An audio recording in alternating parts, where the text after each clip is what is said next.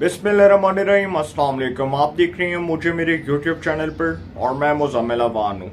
Army chief general Asim Munir साहब की ज़ेर सदारत पहले कोर कमांडर कॉन्फ्रेंस हुई, जिसमें DGISI, DGMI, DGC 9 core commanders ने शिरकत की। उसके बाद कौमी सलामती कमेटी का इजलास वज़ीर आज़म शहबाज शरीफ साहब की ज़ेर सदारत कौमी सलामती कमेटी का इजलास हुआ और उस कौमी सलामती कमेटी के इजलास में भी बहुत अहम फैसले किए गए। अब ये जो एक तो पहले कोर कमांडर कॉन्फ्रेंस, उसके बाद कौमी सलामती कमेटी का इजलास, इन दो मीटिंग्स के अंदर बहुत अहम फैसले हुए। वो मैं आपके सामने बयान करूंगा, बताऊंगा कि वो क्या फैसले हुए। लेकिन उससे कबल मैं आपको एक बात बताता चलूं कि कौमी सलामती कमेटी का जो इजलास था, उससे कबल वज़ीर आज़म शहबाज शरीफ साहब से आर्मी चीफ आसिम मुनीर साहब और chairman joint chief of staff Shamshad Mirza साहब ने मुलाकात की, साहिर शमशाद मिर्ज़ा साहब। अब उस मुलाकात में क्या तय हुआ, उसमें जो chairman joint chief of staff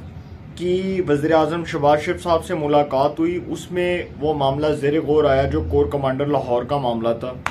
और मैं उसको ज़्यादा इसलिए डिटेल से बयान नहीं करूँगा क्योंकि फ़ौज पाकिस्तान के अंदर अब क्या माहौल है, या इस हवाले से वो तहकीकात करवाते हैं, वो इन्वेस्टिगेशन करवाते हैं। क्योंकि जो कोर कमांडर लाहौर थे सलमान फयाज गनी साहब, जिनको फारग किया गया और उनके ऊपर कुछ इल्ज़ामात थे जिस बुनियाद पर उनको फारग किया गया, और मैंने आपको ख़बर भी बता दी थी कि उनको किस बुनियाद पर फारग किया गया। अब आपको एक इनसाइड स्टोरी जो मैं आपको बताने जा रहा हूँ, अमूमी तौर पर होता नहीं है वैसे, लेकिन ऐसा पहली बार देखने को मिला कि वज़ीर आज़म शहबाज शरीफ साहब से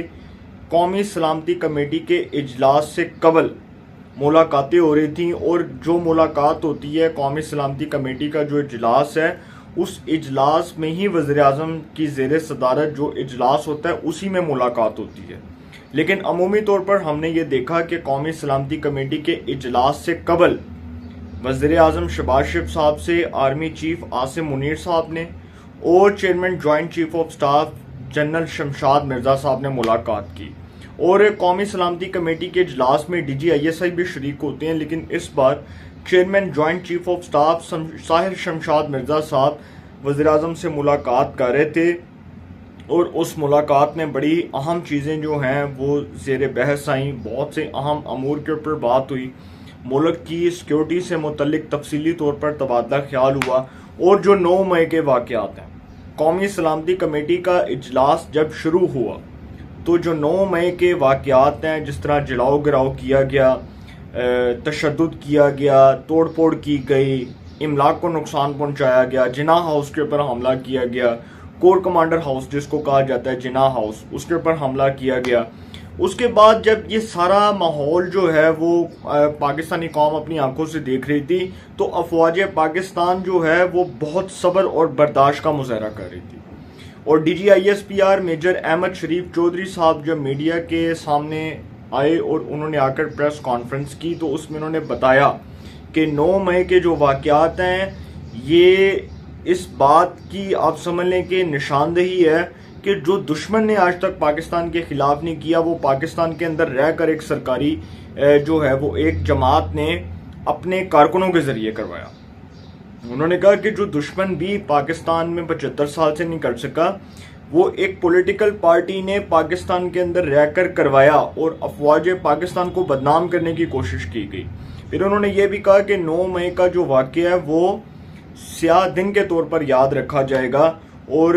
जो 9 मई को हुआ उसको कोई फरामोश नहीं कर सकता। देखें, ये आर्मी चीफ ने जब पेशावर कोर का दौरा किया था तो उस दौरान भी उन्होंने ये बातें की थी, और उन्होंने कहा था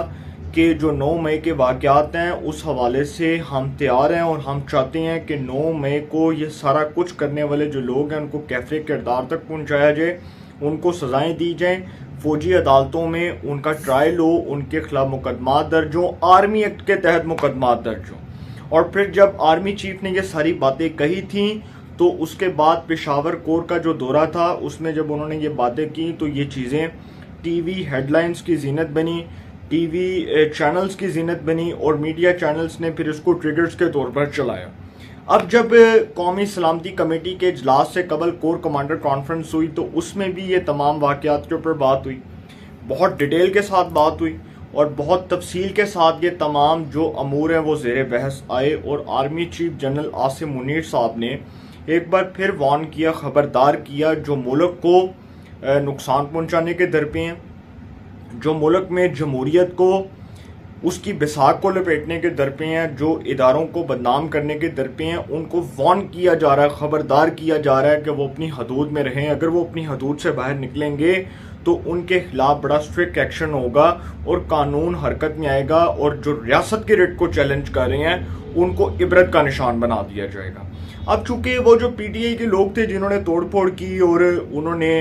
उसके बाद जिस तरह से जलाओ गिराव किया, जिस तरह से इमलाक को नुकसान पहुंचाया, जिस तरह से उन्होंने पूरे जो है वो रियासती निज़ाम को मफलूज करने की कोशिश की,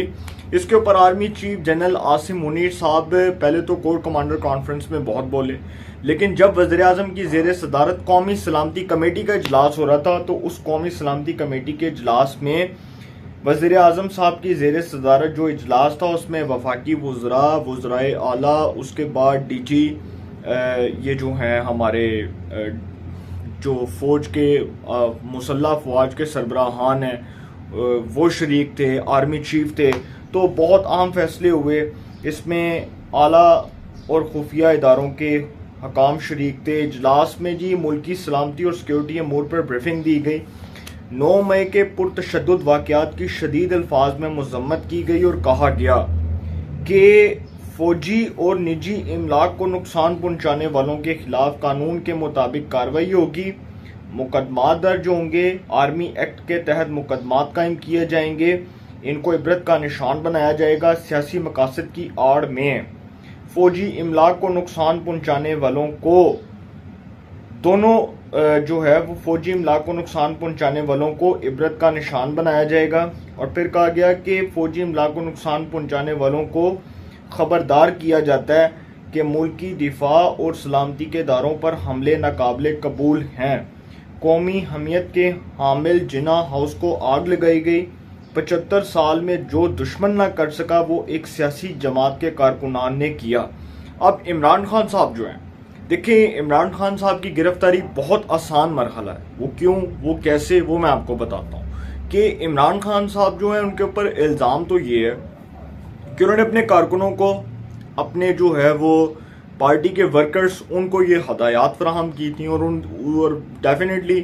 देखिए जब वो पार्टी के कारकुनान को ये हदायत फराहम करेंगे तो पार्टी के कारकुनान वही करेंगे जो इमरान खान साहब ने कहा। तो इमरान खान साहब ने उनको जो हदायत फराहम की थी, उसके बाद जो तोड़फोड़ की गई, इमलाक को नुकसान पहुंचाया गया, आग लगाई गई, जलाओ गिराव किया गया, तशद्दुद किया गया, तसावुम की सूरत हाल खड़ी की गई, साजिश की गई, अफवाज पाकिस्तान के खिलाफ नारे लगाए गए, जिना हाउस पर हमला किया गया, तो इतना मवाद इकट्ठा हो गया है कि इमरान खान साहब जो हैं उनके खिलाफ आर्मी एक्ट के तहत मुकदमा दर्ज होगा। और आप देखेंगे कि उनका जो ट्रायल है वो फौजी अदालतों में चलेगा। इमरान खान साहब के खिलाफ मुकदमा दर्ज होंगे। और ये जो कहा जा रहा था ना कि इमरान खान के लिए वो जो रिलीफ के बंडल पैकेजेस, वो अदालतें तो लगी हुई हैं। अदालतें तो एक 60 अरब रुपए की चोरी करने वाले मुलजम को ऐसे वेलकम कर रही हैं जैसे वो शख्स जो है वो 10-12 साल जेल काट कर आया और बेगुनाह जेल काट कर आया, और फिर उसको देखकर कहा जाए कि जी आपको देखकर बहुत खुशी हुई, आपको देखकर बहुत खुशी हुई। तो सर खुशी नहीं, आपको तो देखकर गुस्सा आना चाहिए था कि जो इमरान खान साहब की वजह से हुआ। और एक बार भी हमारे इज्जत माब chief justice of Pakistan justice Umar Ata Bandial जो इंतहाई काबिल एहतराम है, जो इंतहाई काबिल एहतराम है मेरे लिए, पूरी पाकिस्तान के लिए और मौजूद अदलिया के लिए, वो एक लफ्ज़ भी मजम्मत का अदा नहीं करते जो फ़ौज पाकिस्तान के ऊपर हमला होता है। और वो कहते हैं कि आपको देखकर बहुत खुशी हुई, इमरान खान साहब को देखकर कहते हैं कि आपको देखकर बहुत खुशी हुई। तो सर ये जब इस किस्म का माइंडसेट होगा हमारा, और जब हम इस तरह की बातें करेंगे कि आपको देखकर बहुत खुशी हुई, और 60 अरब रुपया चोरी करने वाला जो मुलजम है वो बादियों नज़र में चोर है, वो डिसऑनेस्ट है, वो बेईमान है, लेकिन उसको बुलाकर अगर ये कहा जाएगा कि आपको देखकर बहुत खुशी हुई, तो सर फिर पाकिस्तान में आइन, कानून और इंसाफ का जनाजा बड़ी धूमधाम से निकलेगा। और फिर मैं आपको बता दूं कि इमरान खान साहब जो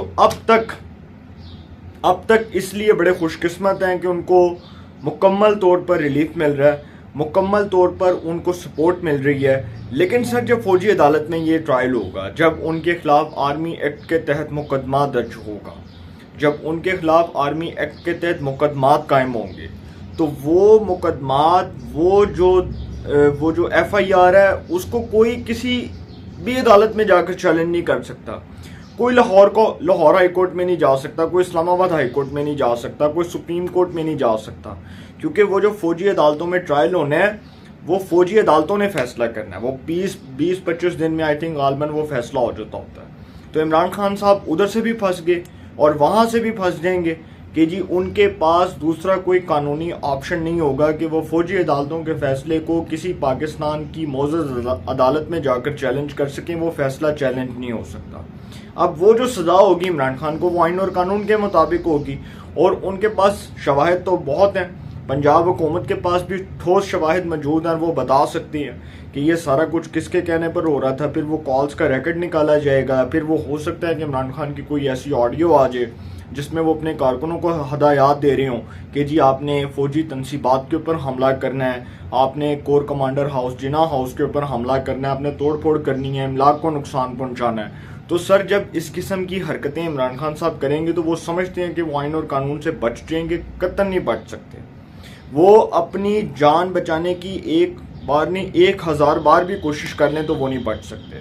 तो कानून हरकत में आएगा और इमरान खान साहब के खिलाफ कानून के मुताबिक कार्रवाई होगी। लेकिन कोर कमांडर कॉन्फ्रेंस और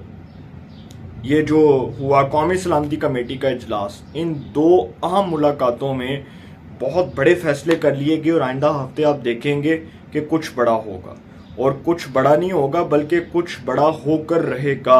और बड़े अहम फैसले होंगे जो पाकिस्तान की सियासत का रुख मुतय्यन करेंगे। अपनी राय का कमेंट्स में ज़रूर इज़हार कीजिएगा। इंशाल्लाह एक नए सेगमेंट के साथ फिर मुलाकात होगी। अपना बहुत ख्याल रखिएगा। अल्लाह निगहबान।